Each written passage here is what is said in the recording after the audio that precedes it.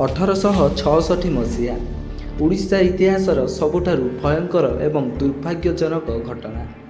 ସାରା ରାଜ୍ୟରେ ଭୋକିଲା ଲୋକଙ୍କ ଚିତ୍କାର ଶୁଣାଯାଉଥିଲା। ପ୍ରତିଦିନ ଲକ୍ଷ ଲକ୍ଷ ଲୋକ ଭୋକ ଉପାସରେ ଛଟପଟ ହୋଇ ପୋକ ମାଛି ଭଳି ମରୁଥିଲେ। ହେଲେ ଏତେ ସଂଘର୍ଷ ଏବଂ ଅଭାବନୀୟ ସମୟରେ ବ୍ରିଟିଶ ସରକାର ଓଡ଼ିଶାର ଧାନ ଚାଉଳ ବାହାର ଦେଶକୁ ପଠାଉଥିଲେ। ଏହା କେବଳ ପ୍ରକୃତିର କ୍ରୋଧ ଥିଲା ନା ବ୍ରିଟିଶ ସରକାରଙ୍କର ନିଷ୍ଠୁରତା।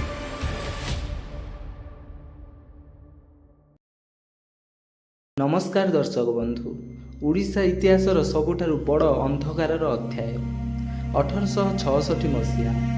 ଏମିତି ଏକ ଭୟଙ୍କର ବର୍ଷ ଯାହା 10 ଲକ୍ଷରୁ ଅଧିକ ଲୋକଙ୍କ ପ୍ରାଣ ନେଇଥିଲା।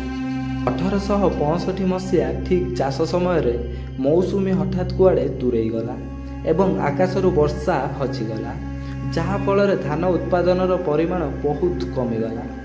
ସେତେବେଳେ ଶାସନ କରୁଥିବା ଇଂରେଜ ସରକାରଙ୍କ ବେଙ୍ଗଲ ବୋର୍ଡ଼ ଅଫ୍ ରେଭିନ୍ୟୁ ମରୁଡ଼ିର କ୍ଷୟକ୍ଷତି ଏବଂ ମରୁଡ଼ି ପୀଡ଼ିତ ଲୋକଙ୍କର ସଂଖ୍ୟା ସଠିକ୍ ଭାବରେ ହିସାବ କରିପାରିଲେ ନାହିଁ, ଯାହାଫଳରେ 1866 ମସିହା ମେ ମାସ ଶେଷ ସୁଦ୍ଧା ରାଜ୍ୟରେ ସଞ୍ଚିତ ଥିବା ଖାଦ୍ୟ ପ୍ରାୟ ସମାପ୍ତ ହୋଇଗଲା।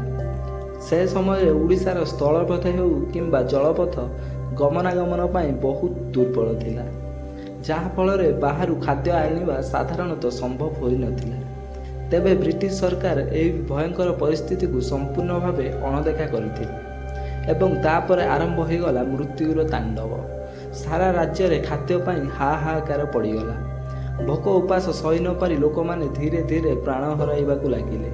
ରାସ୍ତାଘାଟ ଯୁଆଡ଼େ ଗଲେ ସବୁଆଡ଼େ ପଡ଼ିଥିଲା କୋଡ଼ କୋଡ଼ ମୃତଦେହ।